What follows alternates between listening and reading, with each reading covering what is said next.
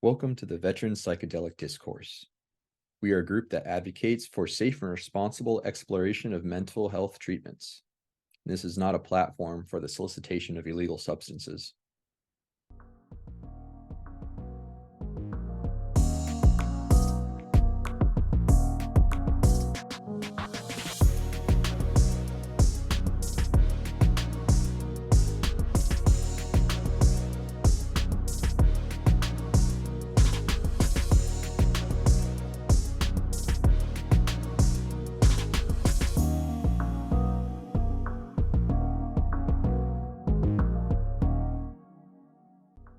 Callie served 10 years in naval aviation.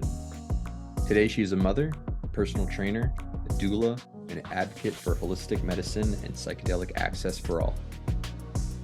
So I'd like everyone to take a second, welcome Callie, and instead of myself just trying to regurgitating some of the stuff that we've been able to talk about, I'd love to actually just hand you the reins and for you to tell us a little bit about yourself. Totally, yeah. So I enlisted in the Navy in 2011, and I was medically retired in August of 2020. So the last 3 years has really been me trying to transition to civilian life. I had my twin boys in 2020 also, so kind of just learning how to survive post-pandemic with twin babies. Also, well, all of that was informed with PTSD that I was diagnosed with after multiple military sexual trauma experiences while I was in the service. So coming out of the military, it was just a really heavy time in my life. I didn't really know where I was going or what I was doing. I was really just trying to keep myself and my family alive. But during all of that, and even the last few years of when I was in service, I suffered from just chronic suicidal ideation. Just day in and day out, it permeated every part of my life. And it was really hard. It was hard to leave the military. I felt like by the time I had exited the military, I was a higher ranking E6. I was eligible for E7 pay grade. I was a sexual assault victim advocate. I worked in quality assurance and aviation. I was planning on making it a career. And so it was really a kick in the gut when it became really apparent that my mental health condition was going to make it difficult for me to continue to do that. And that's still something that I kind of struggle with. But at the time, it was like I need to just keep myself alive, just for my family and for myself, and like knowing that that wasn't going to be the end, even though it felt like I was kind of failing. So in 2021, I kind of felt like I was reaching sort of the edge of Western medicine in terms of mental health care. And I really ran the gamut. I did multiple like inpatient rehab stints at these really incredible facilities, kind of all over the country, mostly on the West Coast. But I tried all different kinds of medications. I had a dozen different diagnoses, trying to like wrap my head around like, where do these symptoms come from? How do I manage them? How do I improve my quality of life over the long term? And I kind of got to the point where I was talking to my VA psychiatrist, and I was like, what's next in terms of like treatment resistant options? I feel like I'm kind of there right now. And she was basically like, as far as the VA goes, there's I don't remember the exact word for it. It was like electroshock therapy, basically, like transcranial electroshock therapy, where they sedate you and they shock your brain. And doing the research on that, I was like, okay, cool. Like it does alleviate depression symptoms over time, but it doesn't resonate with me. And ketamine treatments are pretty readily available in Washington state, but it's thousands of dollars. And it was kind of the same thing. Like, yeah, I can see the research shows that there's improvements of symptoms, but it's not a long-term thing. And reaching out kind of just to my community, I was like, what is out there? Like, there has to be more than this. And I was just desperate for healing. And I fell into psilocybin, and that just absolutely changed the trajectory of my life.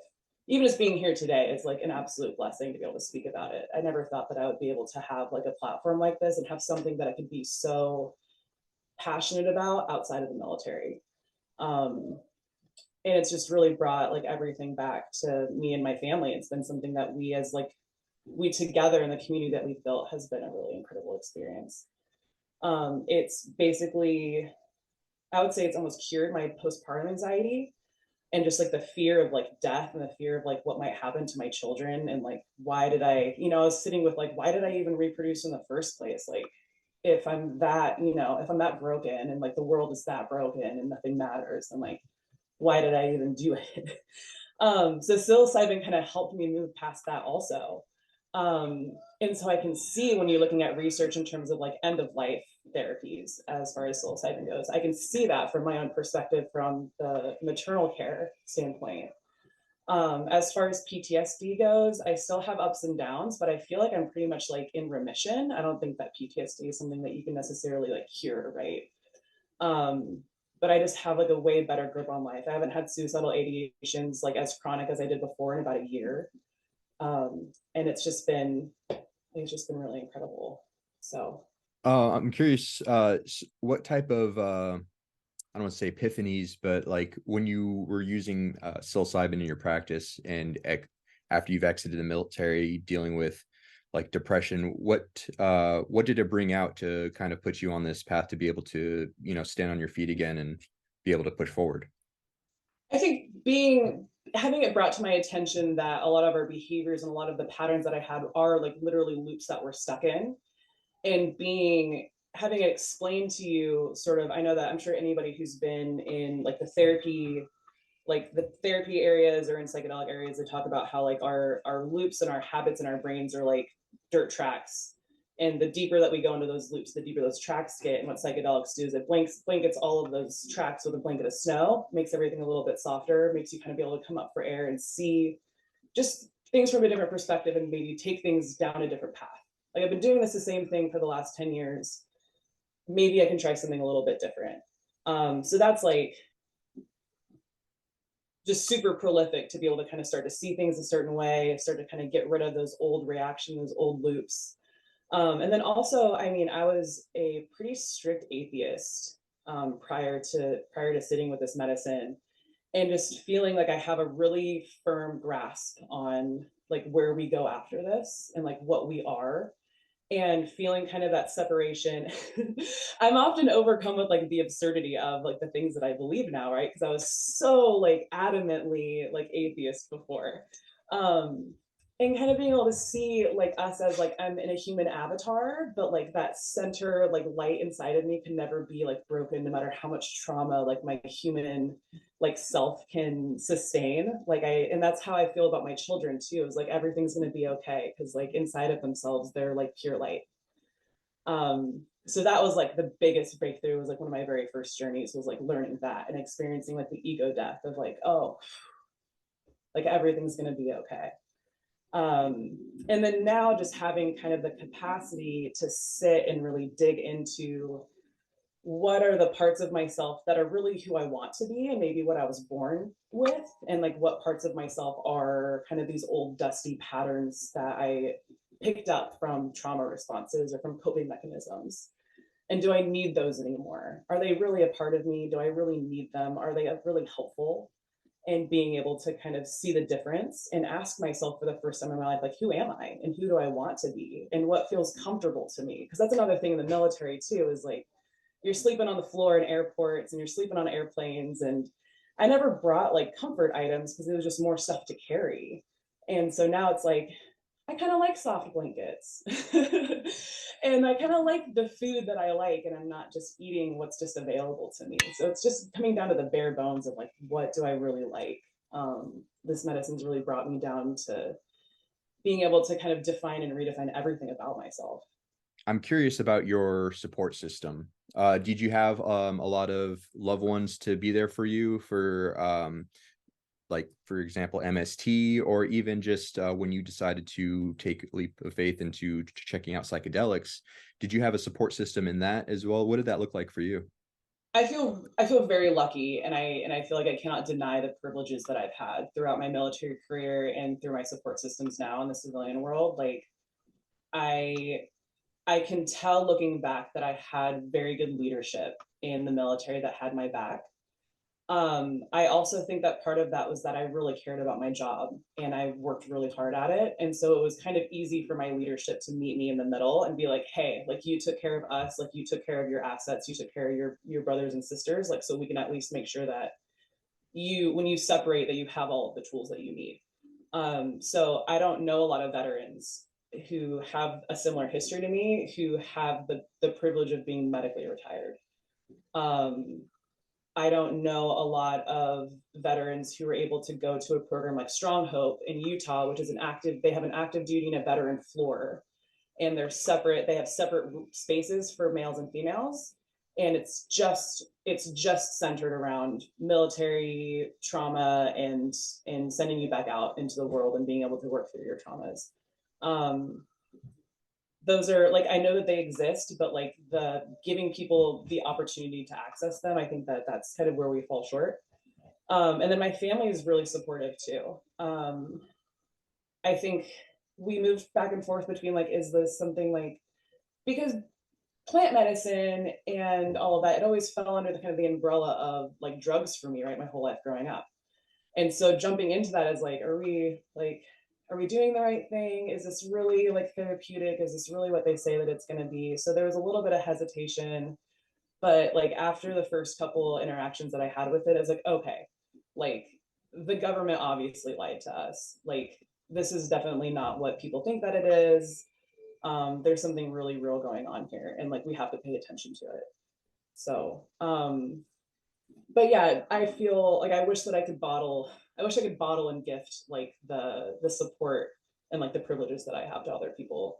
And I'm very aware of that. And that's kind of where I'm at now in terms of like trying to become politically active and trying to be more of a voice in this, is like because I've had all of these experiences and all of these privileges, I feel like I need to give back to my communities. Yeah, I like that you mentioned how it was going into psychedelics. It felt taboo. It was for very much for me at first. I grew up in a very religious family, and so I was just like, is this really the way to go? But after some experience with it, it it became pretty obvious that it's not really what's the word I'm looking for? It's got the word schema is coming to mind, but I know it's not the word schema, but there's Stigma. a Stigma. stigma. There's a Mm. stigma about it around it that it caused a lot of hesitation, and it bums me out to think that how many people are out there that could use this and have some healing take place, but Totally. they're kind of in their own way from taking that leap. But that's kind of why we're here having this conversation, so people could kind of relate and have a better understanding of this type of stuff, and having Absolutely. it be part of your own practice and finding balance in your life. I think Right. that's the main point, because it's more of a tool than the answer to find a properly balanced life, because it's not like you Absolutely. want everything to be super easy, but also you're not constantly going to be in trauma. You want to find something that you could be resilient and be able to get back in your stance after you're facing these adversities and obstacles in life. So but you mentioned you were atheist, and then having some psilocybin, it made you have a little sense of the spiritual. So are you just like a believer of spirit and not actually a specific religion? What's the situation that you're in right now? I um I guess it's just spiritual. I see like I've always had a deep like respect for people who practice religion, not necessarily religious bodies. Like I think that religion Sure. itself, in terms of organized religion, is corrupt. But I understand. I've always had respect for the fact that people like seek comfort for something that we don't know and that we can't know. It just never resonated with me. I tried going to church, I tried doing that thing, I tried to like meditate or pray or like sit in that, and it just never resonated with me. And I think and then when you start to kind of see like oh, mushrooms are kind of depicted in a lot of religious like texts and in history and in anthropological, like they're finding this stuff that it kind of was always there. And that deception of like when you hear like, oh, one of the AA founders found sobriety through psychedelics, but then they deceived all of these Al-Anon followers by saying that you can't have any mind altering substances in your body. And it kind of gives me that like heebie jeebies of like, okay, like if it's, there must be something good here if people are trying to hide it. But it really kind of just feels like a direct line to like your creator or to like the reason why you're here. So I don't really feel the need to, I feel a desire to build community, but I don't feel a need to follow somebody else in terms of like my relationship with what that creator is. I feel like I can find that within myself or by sitting with the medicine. Um, And I think that that's like one of the things that our society is suffering from, is from like a lack of like self-actualization, of like not feeling like we can take control over our own selves and our own relationship with God. We have to have an arbiter. We have to have an arbiter for our own health. I have to have a doctor who's going to tell me what I need to take or tell me what I need to do. I can't like sit with myself and ask myself what I need. Somebody else has to like sell it to me. Um, so as I'm going out into the world and people are asking me about mushrooms or about healing, it's like it's not about me, it's about you. Like, what do you want? It's like asking somebody like their why for the first time in their life, and that their answer is right no matter what their answer is. I was actually just curious because you just got out so recently. I was wondering, like you talked about kind of maybe some of the personal stigma having been in the service about using entheogens for the recovery of your mental health. Um, what was the VA offering you, and kind of were there any other barriers to getting involved in psychedelics as far as using it for a therapeutic treatment? um I did not, I didn't really participate with the VA, and I'm not really participating with the VA anymore, because they like their whole process just triggers me. Um, I think anybody here who has interacted with the VA at all, it feels like they create barriers intentionally to make it hard to access services. Like no one will ever admit it, but I think that we all secretly know that that's true, right? And so after like a few really bad, just primary care appointments, not even like about mental health, like of just where it's like, this is not how medical care is supposed to go. I'm kind of like, bye to the VA. I actually just after using psychedelics for the last year and a half, I don't need my psychiatrist anymore. Like we broke up a couple months ago. So it's like our work here is done. I feel really lucky that I was connected with the vet center in Bellingham up here. And my therapist, who does not have any actual training in psychedelic integration, but like knows about it and is very interested in it. I kind of asked him, like, would you be interested in kind of helping me integrate this stuff that I'm experiencing from me going and doing these journeys elsewhere? And he's been totally cool with being aware of it and kind of helping me sort of process like what's going on in my life and being informed through psychedelics. And it's been a really great relationship. And we need more of that for sure. Especially since it looks like, from what I'm seeing, is the medical models is that you are administered medicine and then you get like one hour long integration session afterwards, and that's like definitely not enough.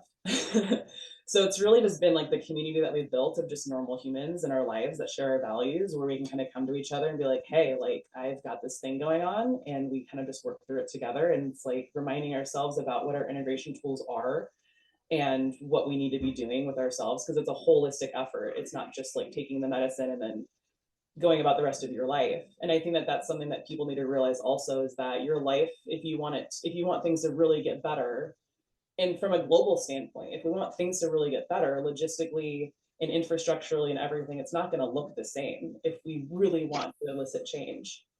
And so it's like letting go of things in our environment that no longer serve us. Right. And it's like an interesting thing about psychedelics. Well, we're talking about like psilocybin at the moment. Interesting thing that I don't hear people speak about um, when people are bringing it up in conversation. People don't really talk about how it brings the ego a little bit into the background, so you could kind of assess what you have in your life and see what serves you and what doesn't. In that same space, you could also kind of be unprepared for something that it'll just naturally bring up itself. And that's why people like to harp on set and setting, so that you're kind of prepared and in the best stance to receive whatever is going to be coming at you. But, unfortunately, people will be approached with something that they're not quite ready to address yet, maybe in a recreational setting, and it makes them say, bad trip, I didn't like it, stepping away, when unfortunately it was just a poor execution, where when it's bringing up a situation that they could actually kind of address some things. I'm curious, I want to talk to you a little bit about your interactions and involvement with the veteran community. I know that I have Reach Washington and Hippie and a Veteran are some organizations that you've said that you've had some association with. Do you mind telling us a little bit like how you got first in touch with these people, and just where you are now with the community? Totally, yeah. So Hippie and a Veteran actually came to us sort of our little healing circle, our little healing community that we have here. locally, one of my friends reached out to me. She's like, did you know that there's this veteran organization and they're just based out of Cedro Woolley? And I was like, that's really interesting. And I kind of brushed it off, honestly, no offense. I was kind of like, oh, it's probably just some guys, like, just, like they're doing what we're doing. But I just wasn't really drawn to it because I assumed that the organization was run by men. And I feel like at the time I was really looking for more like women connections. I didn't have a lot of female connections in the military even before that. And I kind of always had this like block. I was kind of raised with like, I'm get along with dudes. Like, that was kind of my thing. Not realizing that was my own coping mechanism. But then we ended up connecting, and it was this woman named Lauren, and she was a combat medic. And it was just like we met each other for the first time, and it was like sparks flew. It was like that was the sisterhood that I needed. Was like, okay, I found women in the community that I can connect and heal with, and I'm finding veterans in the community to connect and heal with. And she was kind of the same way. She founded Hipping a Veteran because she saw kind of the faults in the legislation and the political activism in Washington State, and was seeing that it wasn't really being driven towards veterans, and it wasn't honoring indigenous persons in the state as far as like how we're honoring it legally and allowing access to it. And so she basically was like, no one else is doing it, so I'm doing it myself. So I think that she only founded the organization maybe a year and 2 years ago. uh, and then it's just been so healing for both of us to be able to find like, oh, there are other female veterans out there who are in the same space and have the same values, and there's more of us, like we're just looking for them now. So she, Hipping a Veteran, is very involved in both accessibility to alternative therapies for veterans, and also in terms of legislation in Washington State. And REACH is the political activism committee for decriminalization in Washington State. So they have very much like a gift, gather, grow model. They don't want anybody to have to be able to profit off of psilocybin itself and other entheogens itself. It's more of just like allow humans who live in the state to do what they've already been doing without having these paywalls and these gatekeepers in the medical industry. So Sure, it sounds like a lot similar from what I know of decriminalized nature. yes. Okay. Yeah, they work. Yeah, They very work good. alongside very closely with decriminalized nature. I think that there are some little like differences in terms of how they're handling legislation, but I think that our goals and our intentions are all pretty much the same. Has interaction with these groups kind of connected you more with just other veterans in the community that are trying to just find community within each other? Absolutely. Yeah. I think it's one of those things where people just continue to come to us, and we just keep like falling into spaces with people who need the medicine, and veterans. Especially we only met each other, I think, in like June. So I feel like it's still just kind of budding, uh, like where we're going and what our outreach looks like. And then I'm always slow going because my primary job is taking care of my toddlers. Um, and I was really resistant for a long time to reconnect with like my identity in the military and as a veteran too. So it's something that I want to do, but I'm not going to pat myself on the back yet and say that I'm doing Mm. it. So on the identity piece, I think that's something we're all kind of working on. I mean, I can't speak for you, but I think me and myself and Brian have had a couple of conversations before about, why did you go into the recruiter's office? Because for myself, it was very much an identity. I wanted to like a sense of belonging. I wanted that label of the tough, capable guy, and wanted to serve. I wanted all the ego attachments that I can out of it. It felt like a good.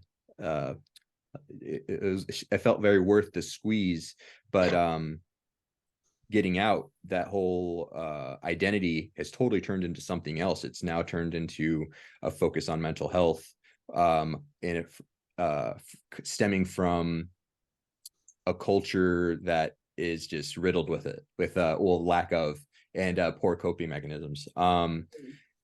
I say all that to come to the the topic of like a balanced life. And this is something that I've kind of been learning to better handle and better plan out for myself in the day-to-day is to be like a fully functional, complete person. It's like you have to have all these different boxes checked as far as like I used to think it was just three, like a trinity, mind, body, spirit, staying fit, got to keep the vessel in shape, the spirit, however you address that, and then the mind, I'm in school trying to just improve what I understand, what I know about the world. I'm curious. Oh, and a fourth actually is one that I've realized is just as important, is like is social or community, and just like we're not meant to be doing this all just alone. Right. And so I'm curious, mind, body, spirit, and then social, like what do these things look like for you as far as your identity as it is now, as a person that has come out of the military with all these experiences, still trucking forward? Like what is your preferred form of like physical fitness? Oh, sure. So I was a competitive powerlifter before I got pregnant. I have a couple state records. Hopefully they've been beat by now. It's been a couple years. So hopefully some strong woman has come by, because I was not very strong. So I really like strength sports. I've learned that in the medicine that I've found my incredibly unhealthy coping mechanisms and my reactions earlier on in my trauma responses were a seeking, like a sensory seeking of like, I really need a lot of heavy input to release kind of that energy out of my body. And so I was like, I struggled with anger and with like hitting and punching and throwing things. I just need to like get that stuff out of me. And powerlifting was a really great tool for that, because it's just like heavy and like gritty, and I can like push my body, and I really love that like input. So everybody's a little bit different. So in terms of like physical fitness, I like to like be pretty intense about it. Which is probably why the military served me so well, was because it was just a really intense environment and I could get that energy release that I did. We actually ran a Spartan obstacle course race yesterday.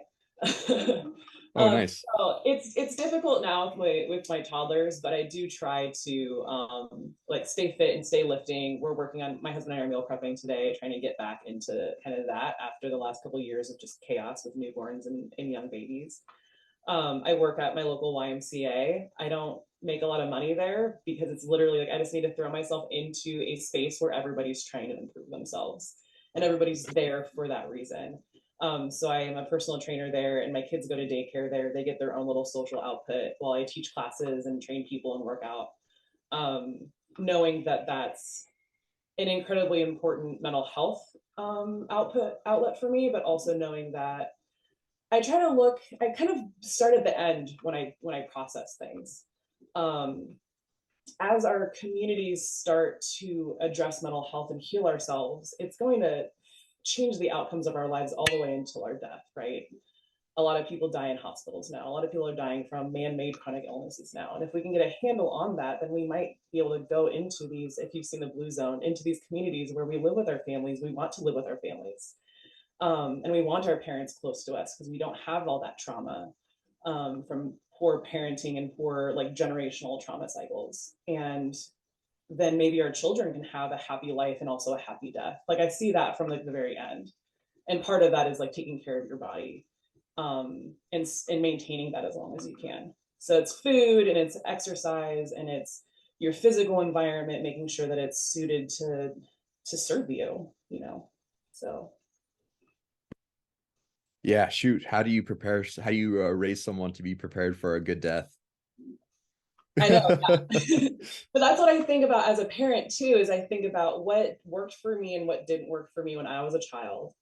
And then looking into the future, what is the example that I want to set for my children so that if they become parents in the future, they have a good example of where to pull from in terms of being a parent.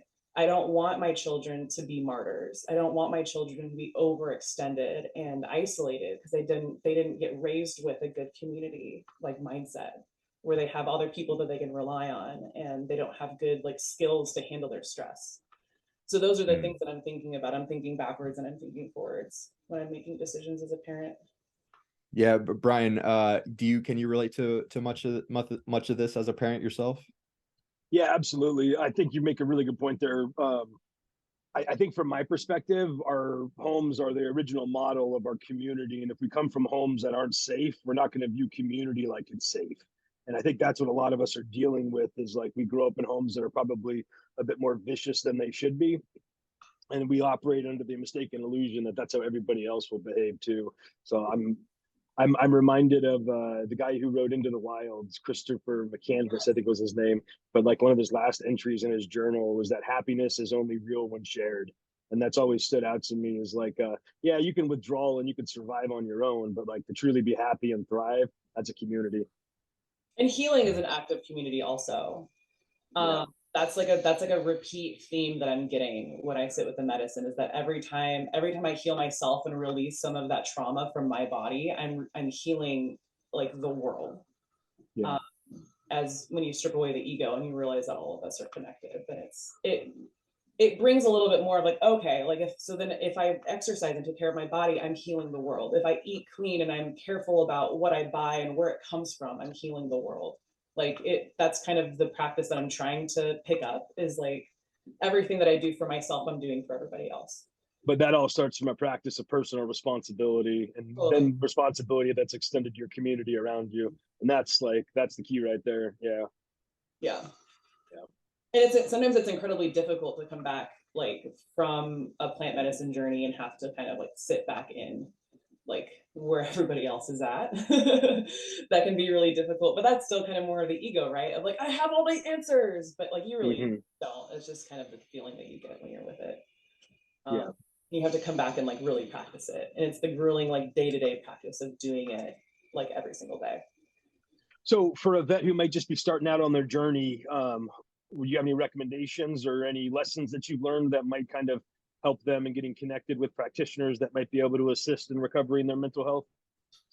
Yeah, we're starting to build kind of a database on the Hippie and a Veteran website that has local practitioners. There's some here in Washington State that we know of that we're working, connecting with and working with intimately. I think that there's still a lot of those legal barriers because it's still Schedule One. There's still like a lot of questions to be answered around medical efficacy. Um, so if like I think set and setting and integration are the two biggest things, and having a container where you can be safe when you're with the medicine and also have some at least one person that you can be really like real with in terms of how you're processing it afterwards and integrating it afterwards. I think that that's going to look a little bit different for everybody depending on where they're at in the world and depending on like their level of comfort and their family and their support system's level of comfort with it. But it's like the more I kind of get into it, the more I realize like, oh, everybody's kind of coming around to it. Mm-hmm. So it's like if you ask the question one day and are met with resistance, like try again in a little while, or just start. I find pushing people into it is not the best part. So I think that's another thing too, is like if you are just somebody who sees somebody who you think might benefit from the medicine, I don't think that pushing people into it, giving them the information and just being like, here, but I think that we have to choose to be in it. If we're pressured into being in it in some way, I think that that's kind of also where bad trips happen, because set and setting and intention um, are really big parts of it. So Right. Yeah, it's not really like you could really force someone to grow from an experience that you're kind of forcing upon them. That's right. not really gonna that's not gonna really take place. It's like the right means being used in the wrong way, Yeah. and you're not gonna get the correct result. Steve, did you have a question? No, I wanted to mention to you, Callie, that I was thinking you were talking about children and looking to the future. Um, and I was thinking, well, you must be a great mother. And then I started thinking, I have a better compliment than that, actually. I wish the young me would have had a mother like you. Oh, Mm. thank And you. so I see. Thank you. you're welcome. I think that that's another part of like the healing process in psychedelics is that we get to kind of sit with this medicine and reparent ourselves. Um, Yeah. We're still in there, right? Like our own like little boy or little girl is like still inside of us. And so we get to kind of go inside and be like, it's okay, like you're safe now. And like that's not gonna ever happen again, like whatever it is that we experience. I Yeah. think you could almost argue that that's kind of like an essential step in the process of recovering your mental health, is that there's a hurt little kid inside of you that needs to be reminded that he'll be taken care of, or she'll be taken care of and protected. You know what I mean? Absolutely, yeah. And then I also think, I mean, looking into the future of like what, because we're not, hopefully, my hope is that we're not going to be healing forever. So being mindful of like what can entheogens do for us after I feel like a lot of us are really like broken right now. Like our society and our culture and like individuals, like we're all very like broken down right now. But if we're mindful about moving past that and healing, like in just a couple generations, like what are entheogens going to be used for? I don't want my children to need plant medicine to heal necessarily, but to maybe transcend and be better. I don't think that we have even an idea of what that would look like because we're still here, you know. Um, I'm really excited to see what that might look like if I ever do get to see like what society or what just our small communities are going to do once we've kind of moved past that generationally, you know. Sure, like how we transform and learn how to live with these types of substances and like know how to use them properly and responsibly to get the best outcomes so that people aren't just forced to live life broken type of Yeah. situation. Mhm. So yeah, it's very exciting. I'm curious on as well as to see what the end result is for this path we're on for as far as legalization. Totally. Yeah. Because I mean, this is the only medicine where the therapist can have as much benefit sitting with it as the patient does. Like, my doctor's not taking the heart medication that she's prescribing to somebody else, like, because it's not for her. But this can be something that can benefit all of us, even if we may not think that we have trauma that we can heal from, but we have things that we can work through. And then also, like, I was just thinking this morning about how like we have like physical illness is manifested through trauma, right? Like the body keeps the score. How many illnesses are we carrying in our bodies that are just mental health like loops that we need to release? But sometimes trauma happens so young in our lives, like maybe it is asthma. Like maybe these things that we think that we were born with that we carry innately are just things that our body's holding on to. And if we were able to release them, like we could be healthier and kind of reverse a lot of things that we believe are innate parts of us. So that's been like my question the last couple of weeks is like, is this a personality trait or is it a trauma response? Oh, sure. Like sitting with that for a while, like, do I really want this to be like who I am today, or do I need to like talk about it and like work through it a little bit? Is like the question that I'm constantly asking myself. It's an interesting thing of the different types of things that could come up from a psychedelic experience. And I like to think that we could learn using them as far as our trauma, where to put it. Because I feel that like it's not like we're going to be cured and we'll never be affected by the trauma that we've experienced ever again. I kind of see it more as our mind is kind of like a really dirty room. And if we don't put stuff away and clean up and find a proper place for everything, then we're prone to get some of the nastiness on us still. Good. And if we have a place for everything, we could still pull it out and have our time with it and, be able to empathize with someone going through something similar. But I have hopes for we'd be able to heal from our psychedelic experiences with the trauma context and be able to approach someone going through maybe something similar Mhm. and being able to touch base with them and help them without the need for psychedelics. Not that I'm definitely not against the use of them, but I like the idea of us being able to learn to be full people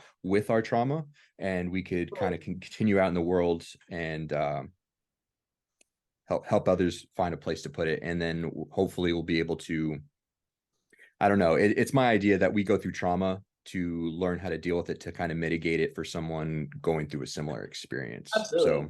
Yeah. Well, and also, I mean, so really, like, what is PTSD? Like, is my PTSD a result of the original trauma that I experienced, or is it actually the community response to that trauma and how it was dealt with? Because people will experience the same type of trauma, but have very different reactions to it. Some of it I'm sure is probably genetic, but some of it I think is also environmental, of like, if something traumatic happens to you, like, how are you being held in that space in that moment? What are people, like, what are the words that are being said to you? Like, who's holding you in that moment? And I think that that's where PTSD, we all experience like PTS, like post-traumatic syndrome, is like you experience something traumatic and your body has a response to it, a sympathetic nervous response to it. It's it becomes a disorder when that response is prolonged. And I think that one of the big reasons why those stress responses become disordered and dysfunctional is because we aren't given the proper space to process it after it happens. And if we aren't able to process it and release it in a timely manner, then that's when our bodies hold on to us and it starts to present as mental illness and as physical illness. And so that's one of the reasons why I'm so resistant to it being only legalized from a medical standpoint, is because my hope is that it's not something that only needs to be used therapeutically forever.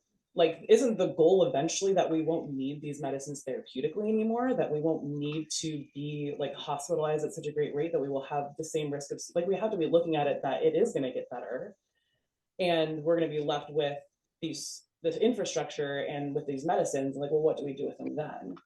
And there's still a benefit to entheogens after like the illness is cured, right? I can throw my heart pills away, but like entheogens can still serve a purpose in terms of connecting us to a higher power, connecting us to each other, bringing communities and creativity and like transcending kind of what we perceive as a status quo today.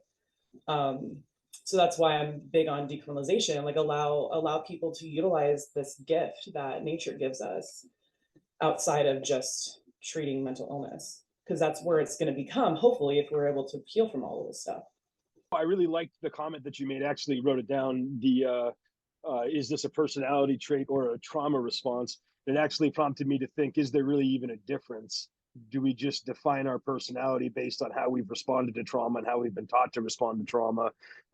Because I sometimes feel like, for myself, I used to look at my personality traits as things that were immovable, or maybe I didn't have as much control over. But as I reflect back, I'm beginning to realize that, like, down at my core, a lot of this is just all learned behavior. Like, Right. I've just been modeling all the bigger monkeys, and it's like I've been lying to myself, telling me I have a personality, and I don't. A little bit of a kick in the gut to have that internal conversation with yourself, right? But then also, what are we? We are like a result of all of our experiences from when we were born. And you see people who sit with entheogens who have like a new birth, like they are born again for the first time, like they experience their own traumatic birth. And it's weird how many of those esoteric teachings, extreme accuracy. Yeah. I was gonna say, it's weird how many of those esoteric teachings kind of fall in line when you include psychedelics into the process. Totally. Yeah. And so I think that it is a lot of it is about self-actualization. It is stripping away the what was given to me like since birth or even before birth, and what do I want to keep. And that's kind of important. That's like where community comes in also, because I think that we do need to consult with the people around us of like, what is good for me and for us, for me to hold on to inside of myself, and what do I need to release? I think that's for us. I think that's a lot more empathetic take on it, because like the truth is even the maladaptive stuff we're doing today, it served a purpose in the past. It's just become maladaptive because it's no longer suitable for the criteria we operate and exist in right now, our current reality. So, it's good to understand that even these things that we do that don't work today, they worked for a reason sometime in the past, Yeah, absolutely. I had an epiphany like that recently, like just these things happen now just because it's kind of like I broke the fourth wall. So now I can have these epiphanies like without plant medicine. We went camping a couple weekends ago, and in the morning I woke up and I was feeling like I had done something wrong. And I kind of was like trying to like kind of pick a fight with my husband. I was like trying to get him to like tell me that I did something wrong, to like validate this like feeling I had in my gut that was uncomfortable. And then I had this epiphany where I was like, as a child, when I would go, like we would go on trips or whatever, like my mom and I would always have some kind of conflict. And so now my body is like trained to feel that tension when I'm out somewhere that I'm not usually at. If I'm on a trip or if I'm camping or I'm somewhere novelty, then I have like that gut feeling. And I was like, hang on, okay, like this is something that's happening right now. I'm safe in my environment, like, but I've been conditioned by my childhood experiences to feel this tension in this environment. And my husband and I had a conversation about it. And then it's not just me, right? Where did my mom learn that? Like she had to learn that from somebody also, where she was put into positions as a child where she was given friction unnecessarily. And so now she has that like automatic response in her gut of like something must be wrong because I'm in a foreign environment or because I'm in a stressful situation because we're on vacation or whatever. So now I need to find a place to put it, and so that was me. I was the place to put it. Sometimes I get home and I'm just like riled up for some reason, and it's like my husband is the next closest person in the room, so it must be him. And like starting to stop and be like, hang on a second, like where is this coming from? Was it something from childhood? Was it something from an ex or from some dysfunctional relationship in the past? And is it necessary for me to hold on to that right now? Yeah. That's like a very tangible example of like breaking through those loops and seeing Callie, I have to be honest with you, with that level of self-awareness, I'm not sure you would have joined the military. That's true. maybe not, right? I worked with a lot of sailors in the military though, who were definitely smarter than their rates, and they did very well in their careers. And it was just like they knew. Yeah, shoot. It's funny how identity is kind of always present with these different types of situations. What I mean by that is like the conversation we had, Brian, about like the reason why we walked in the recruiter's office, what we wanted for ourselves, labels, identity, but then also for at least for I could speak for just for myself, exiting the military and getting a PTSD diagnosis. I was like, well, I guess we're throwing in the towel. I got the diagnosis and this is who I am. And so it's like I just went headfirst into just poor coping mechanisms of, just drinking and just running amok, not being able to, you're good. And just, I just willfully kind of just did a cannonball into that identity of I'm a broken person. No one tried to help. I'm just going to be over here. I was against being involved in community.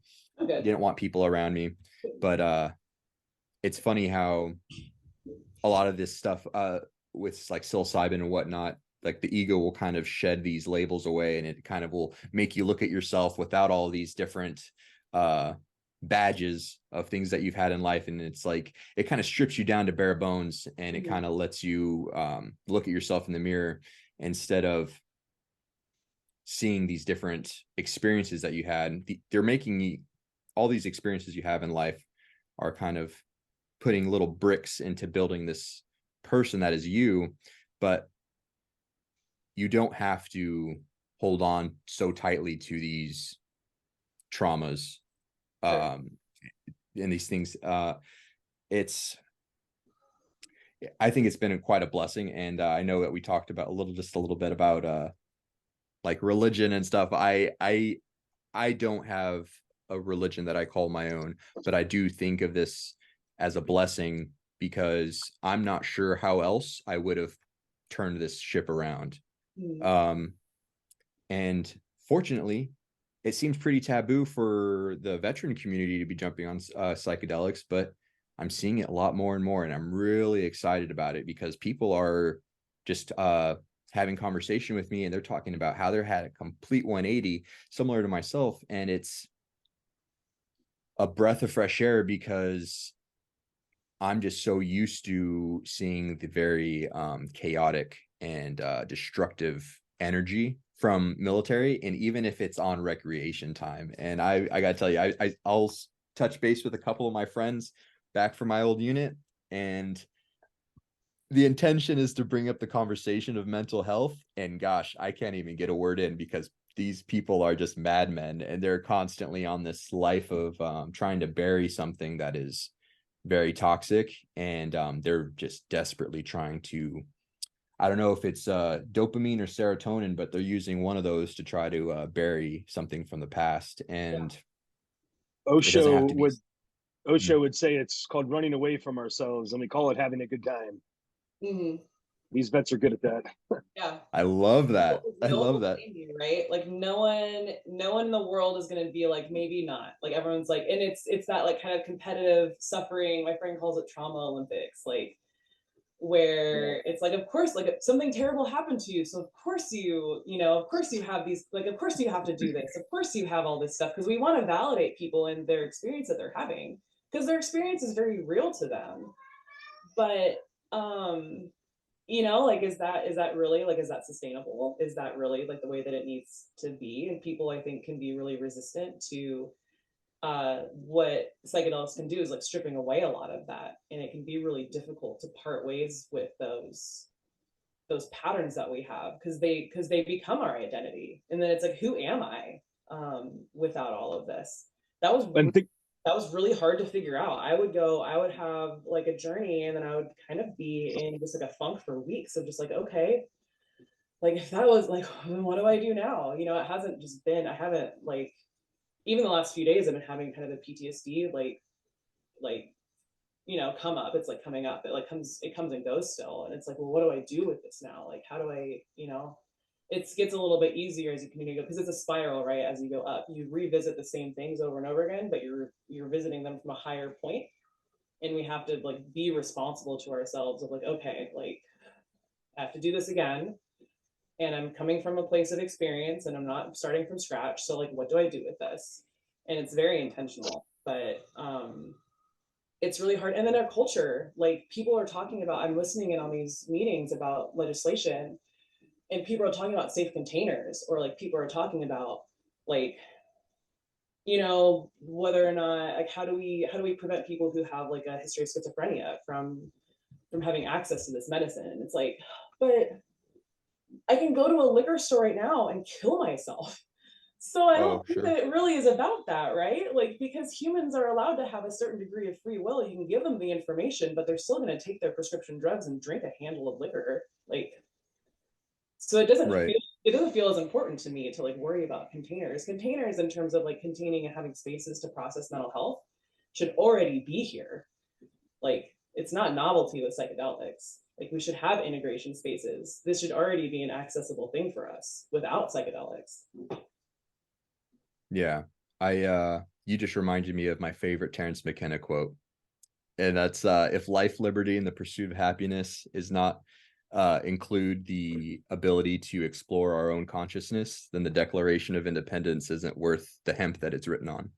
So you were talking about the spiral of you're coming across these themes over and over, but from a higher point. That sounds very much like a spiritual practice when you're know that that's happening. Are you into meditation at all? Do you have any type of spiritual practice in that sense? I do. I did. Before my toddlers could crawl, I was like doing yoga and meditating quite a bit. And now they kind of come and sit in my lap and are really, are really distracting. I use them as an excuse more than I probably should. Meditation is something that we do try to, my husband and I do try to practice pretty regularly. It doesn't, for me personally, it doesn't look like sitting in a quiet room.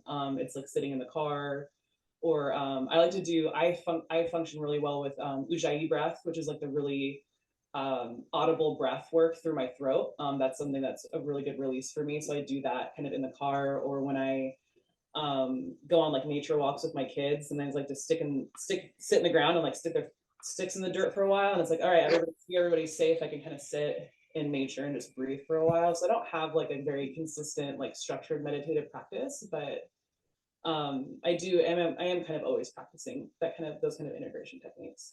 Hmm. And that they didn't work for me personally until I started using plant medicine. I think for a lot of people who have really dug deep into their PTSD symptoms, anything that could be relaxing or releasing to them is going to be an automatic trigger for a fight or flight response. I felt that way with a lot of anti-anxiety medications that I was prescribed. I felt that way with cannabis for a long time too, where like anything that was kind of forcing my body to relax would just ramp me up because I had to be here. I had to be on all the time and I couldn't relax. I was just too afraid all the time. And so plant medicine really kind of broke that in me. And now those integrative practices are a lot more effective. So I don't like, I Mm. still don't try to pressure people, but when people say, oh, like meditation doesn't work for me, or breath work doesn't work for me, or Reiki or like tapping or whatever doesn't work for me, it's like, well, I think maybe you're just dug in really deep and you maybe need something really big. I don't think that we need psychedelics to heal, but I do think that our communities, especially veteran communities, are dug in really deep in our trauma habits or trauma loops, that it's a really good kick in the pants to get things running. Oh, for sure. Yeah, it's definitely a great tool to open you up for the ability to heal, at least a lot more than, anything else that's readily available in our society. My, I guess what I have maybe in common with a lot of trauma from the military, mine predated the military. I really wasn't aware of that. In fact, I wasn't really aware that I had PTSD until about 9 years ago. And I said to my therapist, well, I'm not going to continue because I'm not getting better after many, many, many years. And so my therapist went out, got a diagnosis, consulted, and said, well, you have PTSD. But I didn't have any of the stereotypical symptoms. Um, and so no one ever said that. And so there was only one thing else we could do, EMDR, and that didn't do anything. So I'm really resistant, really resistant. And so I looked on the internet, found MDMA trials for, I think it was in phase 1 or phase 2 by that point. And somehow, because it wasn't like me, I couldn't do stuff for myself. I put together, I found, I was lucky too. I found a actual therapist who had experience in that. Was way back then. And also, then I had to find the drug, which was really difficult for me because I wasn't doing any drugs. So put them together after the first or second session of MDMA with therapy. I knew that was my way out. But I aimed for getting rid of PTSD. And after about 7 sessions, a whole mix of things. Well, I mean, it was all MDMA, but it was with the 2 different therapists, actual therapists. And so I did get out of it finally, and it's gone. It has been. It's permanent. It's obvious. It's permanent. So I got to the top of that mountain, and then I found that there was another mountain behind it, and it's all that stuff that's carrying with me from not from the military, but from maybe before birth, maybe birth, maybe just shortly after. But it's really dug in. So that's what I struggle with, and I recognize, as you have, that the integration was just woefully lacking, and there was no one. So I did my own, and but I'm still looking, and I don't know. I've done various major sessions with different drugs with a facilitator, and then come back to my therapist where we do like, well, what I have arranged now, when we do it for the next 3 days, as soon as I come back from there, we'll do sessions for an hour at least, 3 days in a row, and then a weekly thing, and I'll give my therapist the notes that I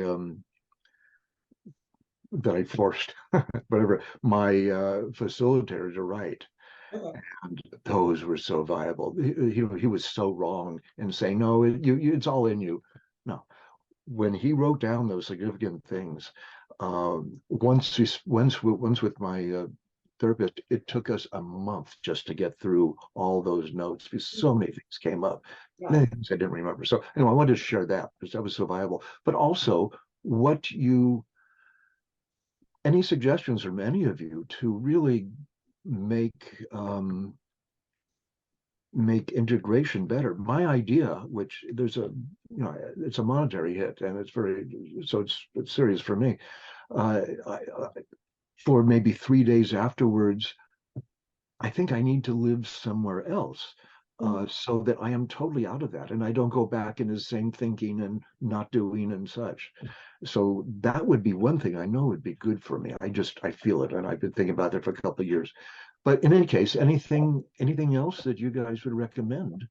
Well, I think that, if I may, thank you, Steve. I think that you already have the answers. And I think that as an like Americans, especially, I don't know about other cultures, but we're kind of taught to bypass our gut, right? But you said it right there that you're like, I feel like I need to go be somewhere else.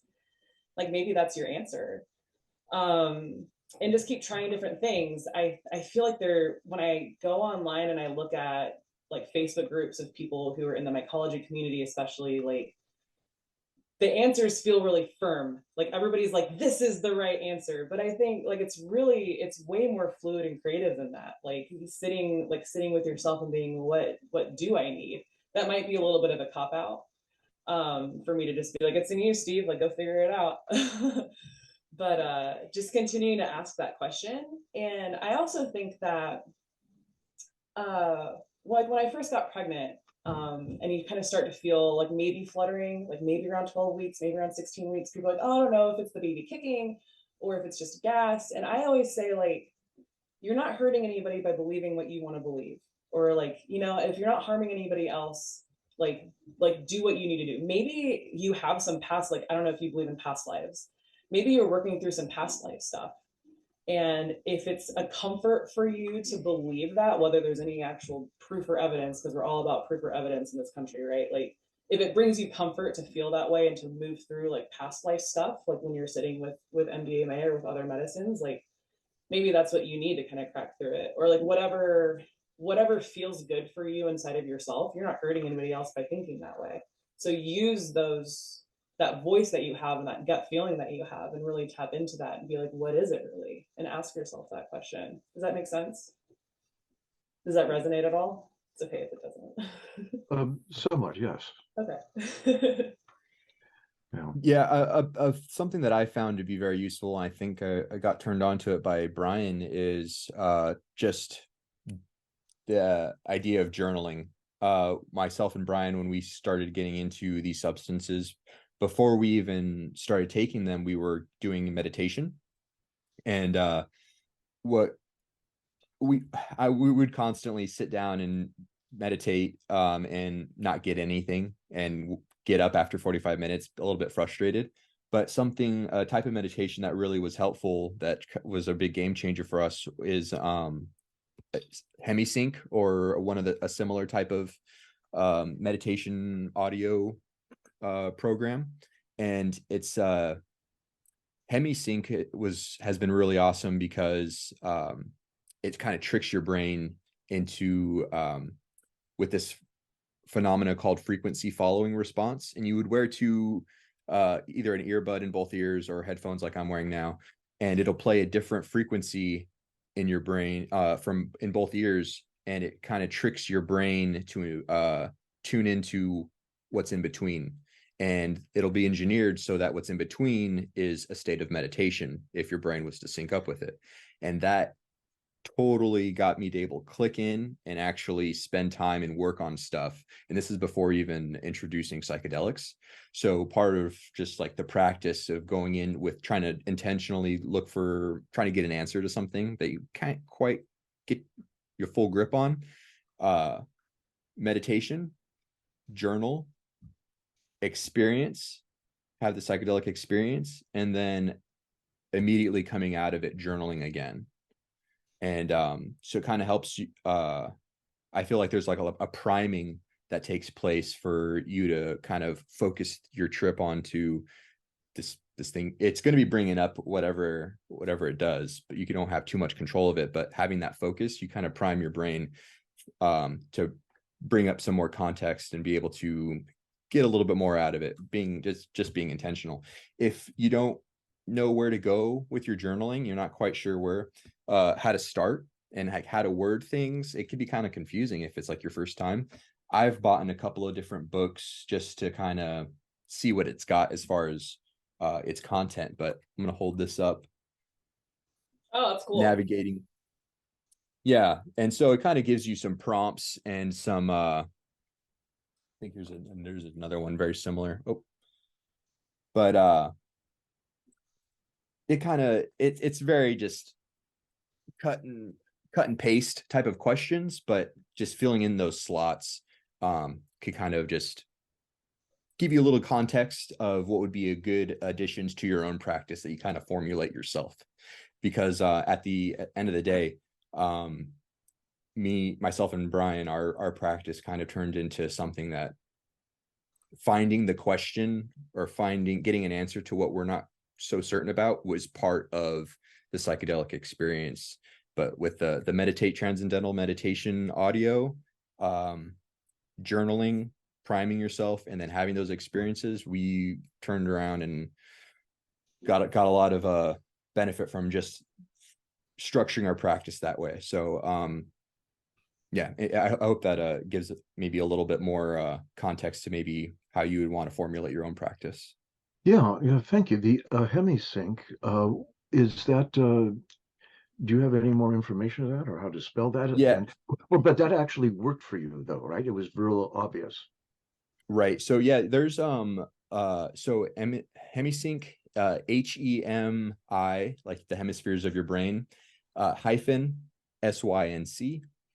And there's a couple of different audio programs similar to this, but this one was the original, created by the Monroe Institute. And you could pay a couple of $1,000s, go to their institute for like a 2-week retreat, and they're advertising that you could learn how to astral project. And so that's another level for me, but it's kind of funny. If anyone's ever interested, there's a declassified CIA document about this program that they sent someone to actually go and check the authenticity of what their claims are. Pretty interesting. It's important to emphasize that there's a lot of science behind this, and this is like comes out of government white papers. That's how I found out about it, and I was just like, if this is even remotely true, what's going on?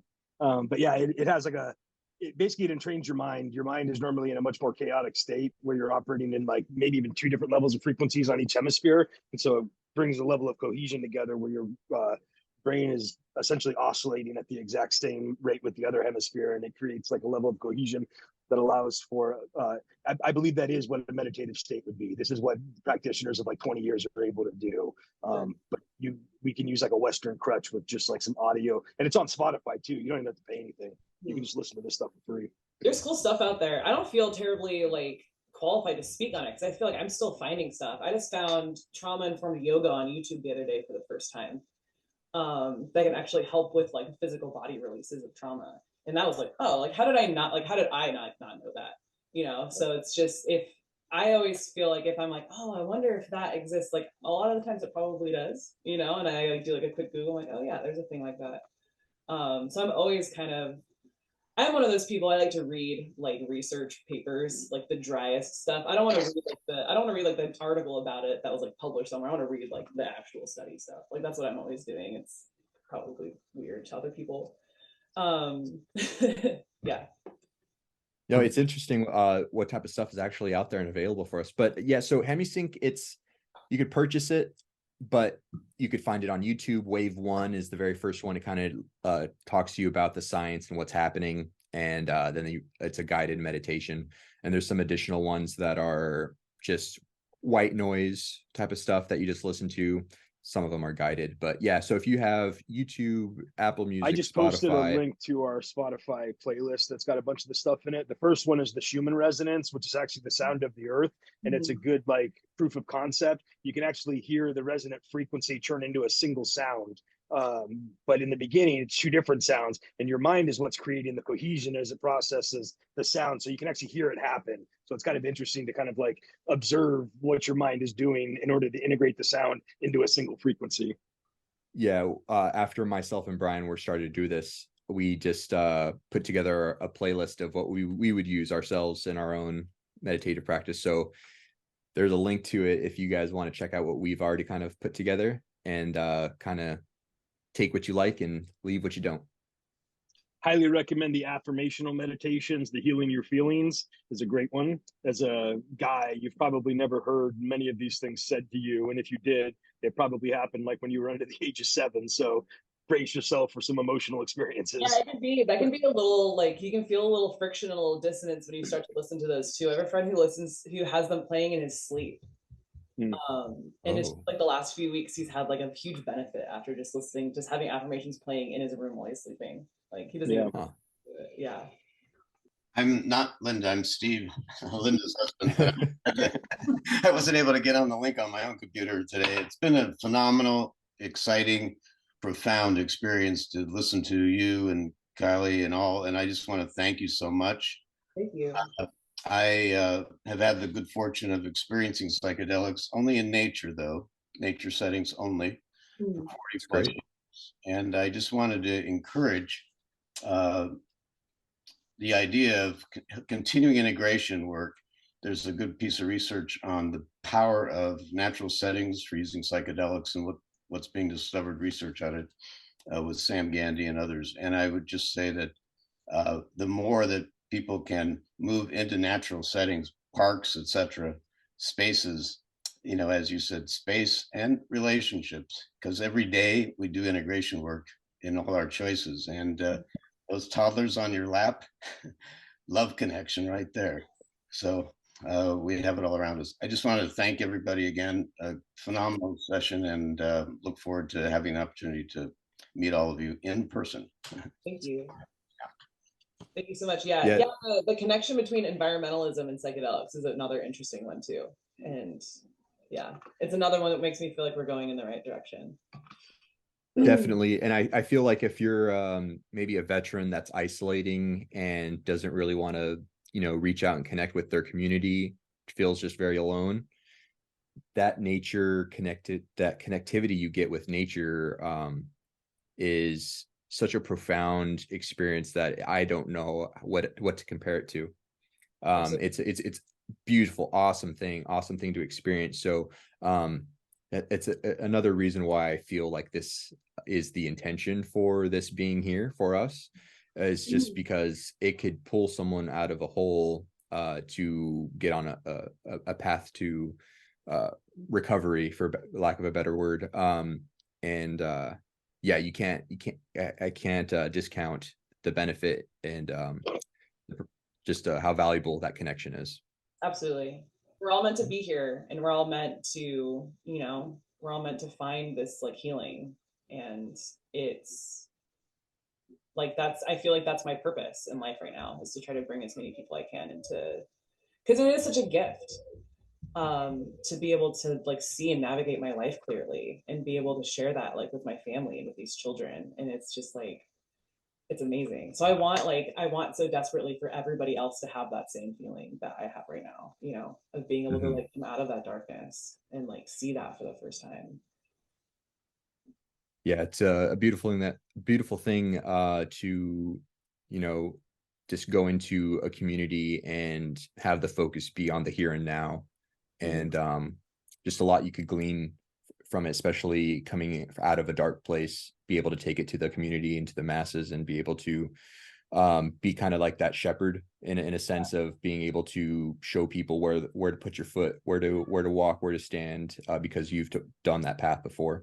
So very excited to see what the psychedelic renaissance in a so to speak is to have its effect on just trauma, and specifically for us, the veteran community. That's just where we have our lenses focused, but just society as a whole as well. Yeah, absolutely. But with all that, I'd like to thank the guests for joining us, and Callie for taking the time to be able to spend this show with us. If you're going to be watching this on YouTube, you could join us live for a future show. I'll leave a link for the meetup page, and then you could check our calendar for our future guests that we have planned. And you could be able to ask questions live to our guest. But with that, we meet on the third Sunday every month at 11 a.m. And until next time, thanks, everybody. Thank you. Thank you, Callie, and thank you, all of you. Very, very helpful. Very good of you. Thanks, Steve. This was a gift today. So.